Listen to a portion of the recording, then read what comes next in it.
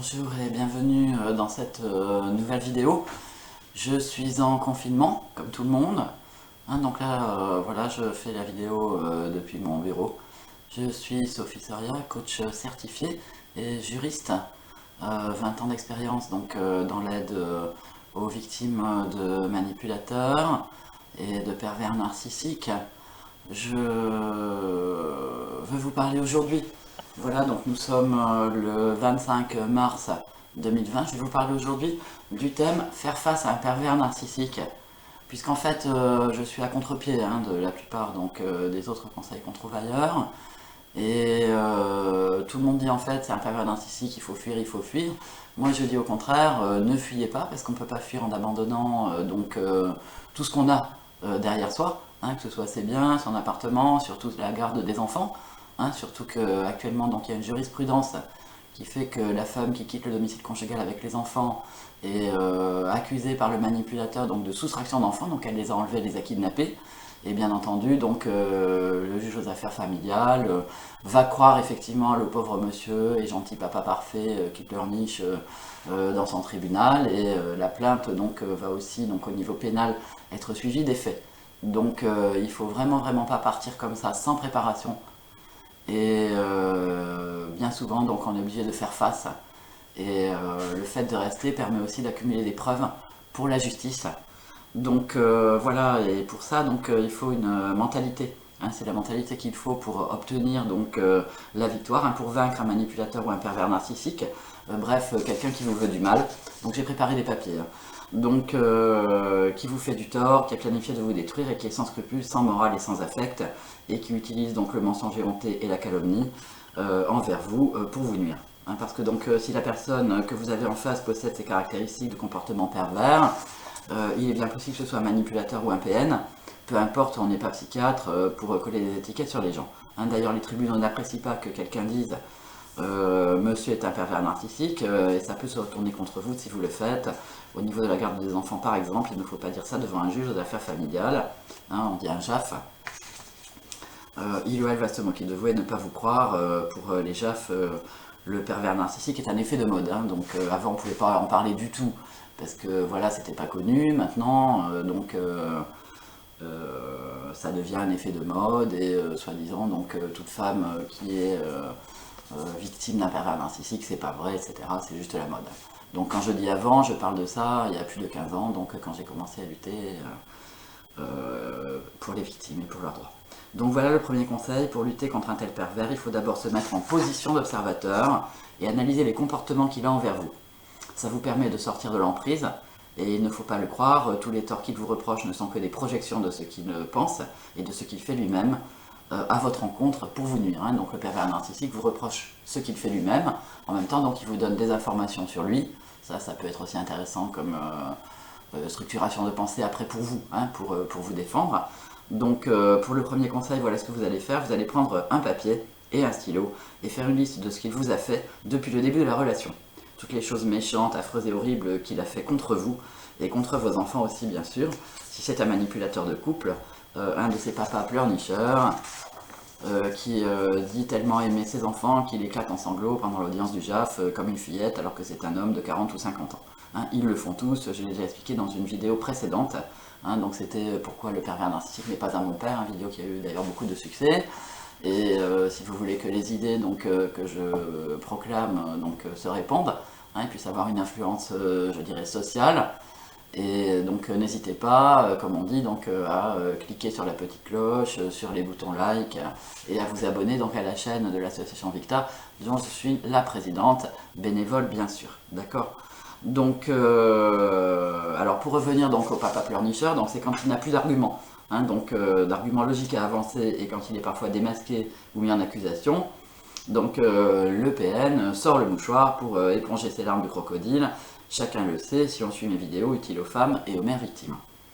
Alors vous avez pris la feuille et le stylo et vous faites 2 colonnes en tirant un trait vertical au milieu de la feuille. Donc je vais vous montrer la méthode que j'ai mise au point, que j'utilise avec les victimes pour les aider. Alors dans la colonne de gauche, vous marquez les faits. Dans la colonne de droite, en face, vous notez les preuves, c'est-à-dire les mails, les SMS, mais aussi les témoins qui peuvent vous faire des attestations pour la justice, les professionnels qui peuvent vous faire des certificats médicaux, des attestations, et toutes les preuves que vous pouvez obtenir de ces comportements déviants, affreux, infâmes, infects, etc. Donc vous prenez une feuille, vous tirez un trait au milieu, d'un côté les faits, de l'autre côté les preuves. D'accord? Donc évidemment que ce soit en face. Alors là, vous commencez déjà à combattre, parce que sans preuve, vous ne pouvez pas contre-attaquer contre le PN en justice.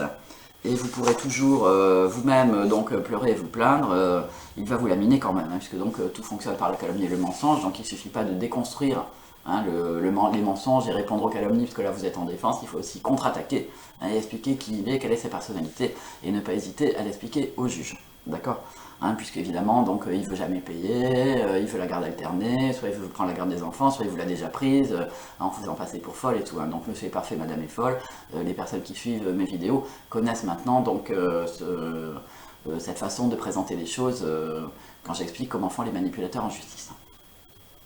Vous avez bien compris le principe, vous faites une liste de chaque point avec les preuves en face, et comme ça vous devenez votre propre coach pour monter le dossier judiciaire contre le PN. Alors je dis tout ça pour les victimes qui m'envoient des mails d'appel au secours pour que je les aide, en croyant que je suis salarié par l'État et rémunéré par des subventions, alors que ce n'est pas le cas, hein. Donc j'explique bien, je fais les vidéos et l'association Vita en bénévolat, avec donc les groupes de parole, les opérations donc, de plaidoyer associatif, hein. Le plaidoyer c'est pour faire passer des idées, hein, les vidéos en font partie, mais c'est aussi pour aider les femmes à se défendre, hein, puisque donc Vita c'est l'association d'aide aux femmes victimes de harcèlement moral et de violences psychologiques dans la vie privée ou professionnelle. Voilà, donc on aide en fait les victimes de manipulateurs, hein, les femmes victimes de manipulateurs. Donc, alors ce qui se passe en fait quand je reçois tous ces mails et que je ne peux pas répondre et aider gratuitement donc toutes ces personnes, je réponds comme je peux, hein, je réponds plus ou moins à tout le monde, enfin à tout le monde, sauf les hommes bien entendu, mais je ne peux pas prendre en charge les dossiers, hein, c'est marqué sur notre site, donc je vous invite à le vérifier. Donc c'est www.victa-so.com, hein. C'est le site que j'ai fait, donc moi-même, hein. Voilà, donc alors le problème en fait c'est que quand je suis obligé de faire ça, eh bien j'ai l'impression de les laisser tomber, et quand je leur réponds que l'aide aux victimes c'est dans le cadre donc de mon cabinet de conseil, le nouveau coaching éthique, et que ce n'est pas gratuit. Et c'est pour ça en fait que je donne ici une partie de ma méthode pour que les victimes puissent se défendre seules si elles n'ont pas les moyens de payer pour financer leur coaching judiciaire, hein. Voilà, donc comme ça on ne peut pas dire que je suis une égoïste, hein, parce que les calomnies ça n'arrête pas. Donc je vais quand même vous expliquer comment vous en sortir par vous-même. Je ne vais pas donner trop les détails puisqu'il y a beaucoup de manipulateurs et de PN qui regardent ma chaîne, hein, mais d'après les derniers échos que j'ai eus, leur méthode ne marche pas du tout, hein, voilà, puisque donc copier ça sert à rien, il faut que ça vienne vraiment du cœur, hein, avec une véritable expertise. Alors donc, où j'en suis moi.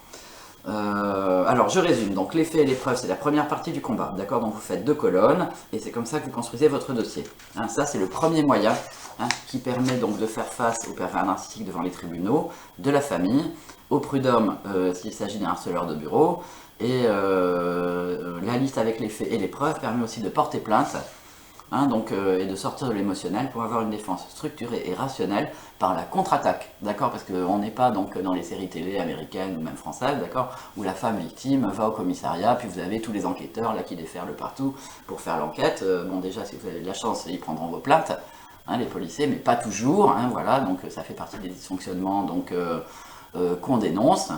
Hein, et par ailleurs, donc, si vous n'arrivez pas à porter plainte avec à la main donc, un véritable dossier de preuves, hein, donc ça va être classé sans suite. Il faut savoir que 80% des plaintes donc, pour violence conjugale ou harcèlement moral ou violence psychologique, etc. sont classées sans suite. Donc il faut effectivement des preuves, il faut des certificats médicaux. Hein, j'ai déjà expliqué, hein, dans la vidéo précédente comment prouver le harcèlement moral, quelle est la technique, hein, et comment il faut faire.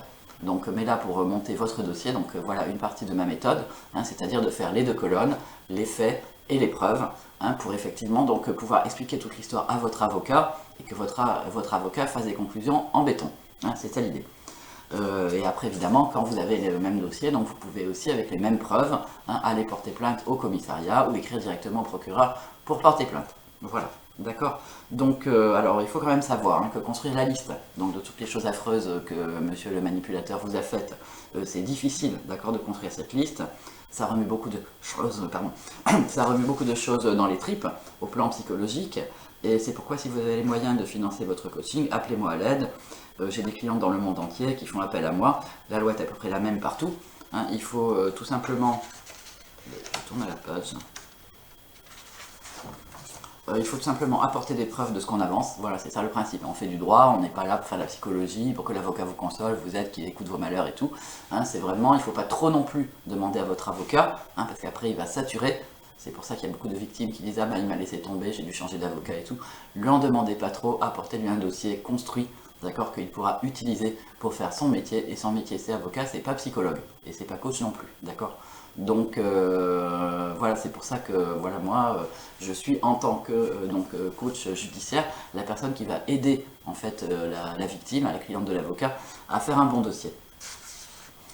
Alors il ne faut pas donc submerger et surcharger donc votre avocat avec trop de mails. D'une part, il n'a pas le temps de répondre en détail, et d'autre part, ça finit par le dégoûter de vous, ou alors il vous présente une facture à 20 000 € pour un simple divorce, et ça vous fait le coup de bambou sur la tête à 300 € de l'heure d'honoraires d'avocat. Hein, donc ça, il faut quand même le savoir. Donc évidemment, il y a certains dossiers où il y a beaucoup d'enjeux financiers, donc bien sûr, ça fait du travail pour l'avocat, il va provoquer effectivement donc... des négociations parfois, des lettres d'avocat officielles ou courrier confidentiel d'avocat, etc. Donc ça coûte plus cher, d'accord. Mais si vous submergez effectivement votre avocat de trop de demandes, hein, vous allez passer à la caisse au niveau de la facture. Alors donc ça, deuxième conseil, devenez autonome, ce n'est pas l'avocat qui va vous prendre en charge, ce n'est pas l'avocat le sauveur qui va enfin vous tirer d'affaire en vous prenant par la main. Donc ça c'est très important au niveau de la mentalité. D'accord, puisque donc le thème c'est faire face à un pervers narcissique et pouvoir le vaincre, notamment devant les tribunaux, hein, parce qu'il vous harcèle, il vous reproche, il vous accuse, il vous fait procédure sur procédure.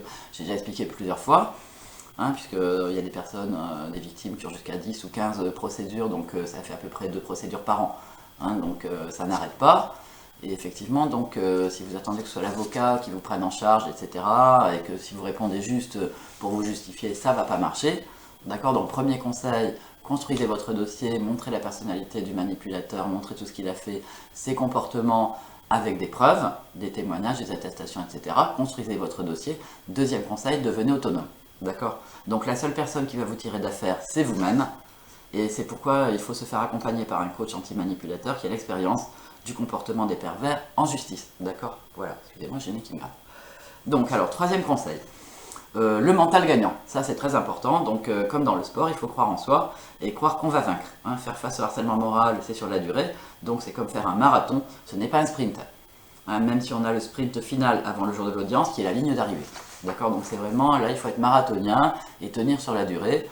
Donc bien entendu, si la partie adverse fait appel et voire celle de procédure référée pour éléments nouveaux, qui est la technique parfaite d'ailleurs et favorite des manipulateurs devant les tribunaux, qui leur permet de vous tuer le moral 1 à 2 fois par an jusqu'à la majorité des enfants, voire signalement d'enfants en danger chez vous, hein, bien entendu, par dénonciation aux services sociaux. Hein, certaines mères sont obligées de se défendre et de se justifier devant les services sociaux, c'est une alcoolique, c'est une prostituée, c'est une ceci, c'est une cela, etc. Donc voilà, hein, là effectivement il y a toute une méthode aussi dont je vous parlerai une autre fois. Hein, comment répondre aux services sociaux, mais c'est justement la défense, c'est vraiment par la vérité, hein, c'est d'être soi-même, de croire qu'on peut gagner, de se faire respecter, etc. D'accord, et pas d'agressivité envers les services sociaux, même s'ils ne sont pas compétents, même s'ils ne sont pas formés, ils ne font que leur boulot. Hein, si la justice vous met par exemple une AEMO, hein, vous êtes obligé de recevoir donc les éducateurs chez vous. Et vous n'allez pas les mettre à la porte parce qu'évidemment ça va se retourner contre vous, vous n'allez pas insulter monsieur en disant qu'il est affreux et tout, hein, donc il faut juste dire la vérité. Ça c'est un accompagnement spécifique et c'est pas aujourd'hui en fait, le thème que je vais évoquer, hein, c'est pas faire face aux services sociaux, c'est faire face effectivement donc aux pervers narcissiques. D'accord.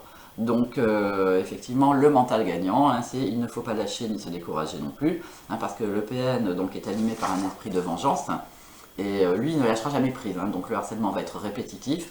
Monsieur va s'acharner contre vous tant qu'il est dans l'impunité, il n'y a pas de raison qu'il arrête de vous embêter et de vous pourrir la vie, et pourrir votre existence est le centre donc de la sienne, hein, vu qu'il est vide et qu'il se remplit de votre souffrance, de la souffrance de ses victimes, ainsi que de leur fric qui leur vole et qui ne veut pas leur rendre, hein, parce qu'il y a aussi toutes les problématiques financières qu'on a déjà un petit peu vues la dernière fois. Hein, donc du coup, effectivement, il y a une victime qui s'est plainte, qui m'a dit que je n'avais pas assez bien expliqué comment il utilise le fric de manière détournée et tout ça, mais enfin, je pense que vous allez rapidement vous en rendre compte si vous faites votre petite enquête sur les comptes de la famille, parce que c'est comme ça qu'il faut faire aussi, d'accord, pour se défendre.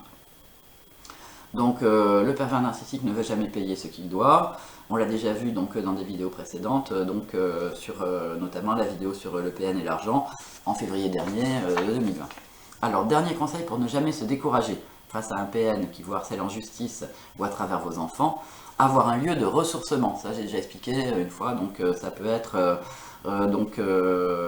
ça peut être effectivement faire du jardinage, faire de la méditation, ou alors si vous êtes croyante, comme c'est mon cas, donc de prier, d'accord, pour bien vous recentrer, vous aligner sur vous-même et être forte, être digne, rester effectivement dans l'estime de soi, etc. Parce que tout ce qui vous arrive, ce n'est pas votre faute, ça peut arriver à tout le monde d'être tombé sur un pervers narcissique et de s'être fait prendre au piège, puisque forcément ils sont très doués, ils sont très forts au début, pour ferrer la victime, comme avec la canne à pêche, donc ça s'appelle la phase de ferrage, et après quand vous êtes engagé, on l'a déjà vu dans d'autres vidéos, c'est là qu'effectivement il va se démasquer, il va montrer son vrai visage, et vous allez commencer à souffrir.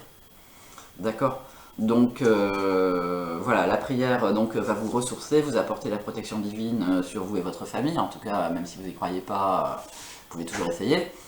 Mais donc si vous êtes athée, vous pouvez aussi choisir une autre méthode, l'art, la création, le sport, le jardinage, faire la cuisine, faire des petits plats, des gâteaux à ses enfants par exemple. Ça ne va pas les guérir du harcèlement moral bien sûr, mais au moins ça va leur montrer qu'on les aime. Enfin, en conclusion, dernière raison pour lesquelles on ne peut pas fuir sans préparation. Premièrement, donc l'accusation de soustraction d'enfants. Si on quitte le domicile conjugal avec les enfants, le PN porte plainte, saisit le JAF et vous perdez la garde. Ça j'ai un peu expliqué au début, mais effectivement c'est comme ça que ça se passe à présent. Donc la jurisprudence, c'est pas dans la loi, mais un petit peu quand même, puisque normalement il y a l'autorité parentale, etc. Mais ça effectivement, ils ont réussi à suffisamment convaincre les juges. Que voilà, c'est comme ça maintenant, la femme doit partir et tout. Donc faites très attention, moi je connais des victimes qui sont parties, y compris en foyer pour femmes battues, dans une adresse secrète, et qui ont en même temps porté plainte, la police était au courant, etc. Mais en même temps qui ont perdu la garde, d'accord? Donc madame était en tort, ceci, cela, voilà, parce que le PN les retrouve, fait sa petite enquête par géolocalisation de téléphone, etc. D'accord? Donc faites très attention, fuir peut effectivement vous amener à perdre la garde. Faites très attention à ça. Surtout si vous êtes en face d'un PN intelligent, très tortueux, et surtout comment dirais-je, procédurier. Puisque après, évidemment, vous êtes parti, donc il va vouloir vous punir. Alors, deuxièmement, partir sans les enfants, ce n'est pas la solution non plus. De toute façon, parce que vous partez avec les enfants, vous êtes puni, vous partez sans les enfants, c'est pas la solution non plus, parce que là, c'est l'accusation de mauvaise mère qui vous tombe dessus, donc elle abandonne ses enfants, etc., donc vous perdez la garde. Là, c'est pareil. Alors, troisièmement, les juges aux affaires familiales sont très sensibles à l'accusation d'éloignement géographique volontaire. Donc le déménagement n'est pas la solution non plus, sauf si vous avez un contrat de travail et vous demandez la permission au JAF de déménager dans une autre ville. Mais là, monsieur peut faire une procédure et ça va ça vous coûte encore plus cher, puisque évidemment elle est partie, etc. Voilà, j'ai même eu un cas, madame a déménagé, elle a eu du boulot, elle a trouvé un travail, elle a eu une mutation de son travail, etc. Monsieur, qu'est-ce qu'il a fait? Il a déménagé dans la même ville. Et maintenant il se présente comme le héros, il a déménagé, il a tout quitté pour pouvoir voir son enfant, etc. Donc c'est vraiment très très compliqué. C'est un cercle vicieux, voilà, c'est parce que c'est des gens qui sont, comment dirais-je, accompagnés aussi, voilà, il y a des coachs qui aident les PN, enfin ça existe, voilà, des avocats aussi, etc., qui sont dans la même mentalité, on peut dire. Je jette la pierre dans le jardin à personne, chacun a le droit de gagner sa vie comme il veut, selon, disons, sa morale et ses principes. Si on n'en a pas, après, voilà, j'ai expliqué, on peut effectivement avoir le beefsteak qui a un goût un petit peu amer, mais il y a certains que ça ne dérange pas. Le goût amer de la souffrance des victimes, j'ai expliqué la dernière fois. Donc voilà, pour sortir de tout ce cercle vicieux, je pense qu'effectivement il faut se faire accompagner et arriver à clouer le bec au manipulateur une fois pour toutes, en le faisant condamner pour violence psychologique ou harcèlement moral, mais c'est un combat de longue durée. Voilà pourquoi il faut devenir forte et apprendre à faire face, que ce soit sur le plan juridique ou psychologique. Merci de m'avoir écouté.